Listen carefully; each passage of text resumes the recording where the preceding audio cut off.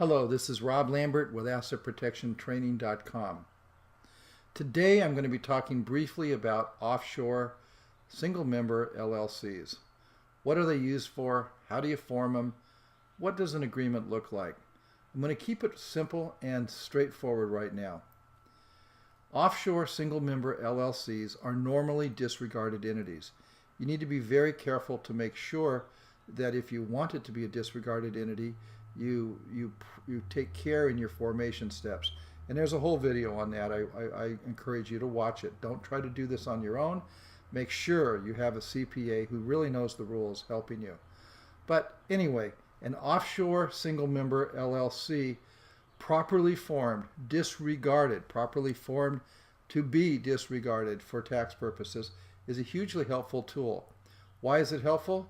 Because many banks out there don't want to do business with trusts.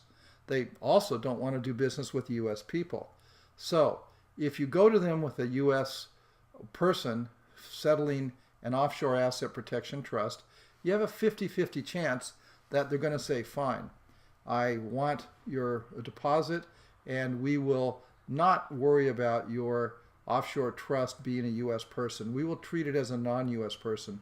And that allows the bank to comfortably take you as a client, because they don't want anything to do with the IRS. They don't want anything to do with the SEC. They don't want anything to do with the Department of Justice in any way. But they do want your money.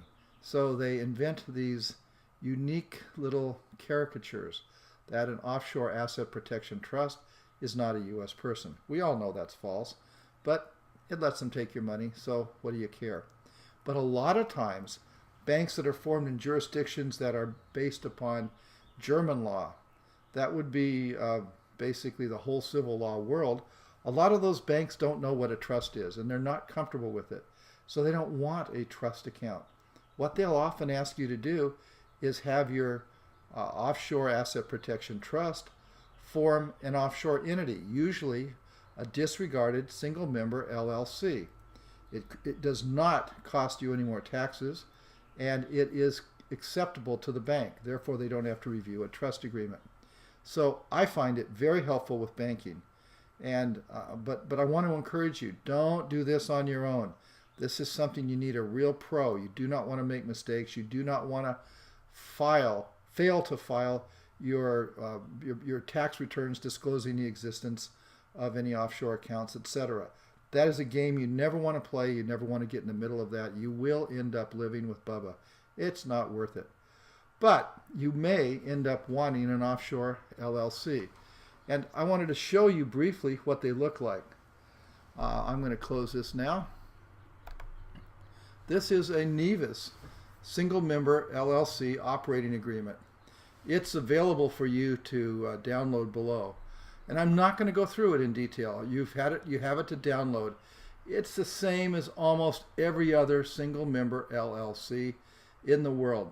What I want you to know, though, is don't get hosed if you have to form one. These don't cost tens of thousands or even $2,000 or $3,000 in most cases. With this type of agreement and a good company representing you, you should expect no more than $1,000, maybe $1,500. They'll always ask for more, but I don't think you should ever have to pay more for just the simple formation process of an offshore LLC. And Nevis is a great jurisdiction for this. I don't usually use them for trust work, but I love them for a company formation, and they're not very expensive to do business in. Here we have a simple agreement. You should flip through it. It's got all the same provisions of any other onshore or offshore LLC. Nevis is special, though, because they copied the Delaware statute. So it's very familiar to people who are used to doing business in Delaware, and it works just fine. I'm not going to talk about it anymore in this particular video, except to say, use it, print it, give it to your advisors. It'll help you. What I did want you to note is that the signature provisions require the offshore trust to sign, and this one is actually done for Kinetic Asset Protection Trust because it has a U.S. co-trustee. You may or may not want to do that. you'll have to watch the videos on kinetic asset protection trusts. Usually you will not want to do a kinetic asset protection trust unless you're represented by somebody who really knows what they're doing. Anyway, this is just my introduction, letting you have a taste of this, giving you the form, and warning you to be careful to not get, one, ripped off, or two, get sloppy.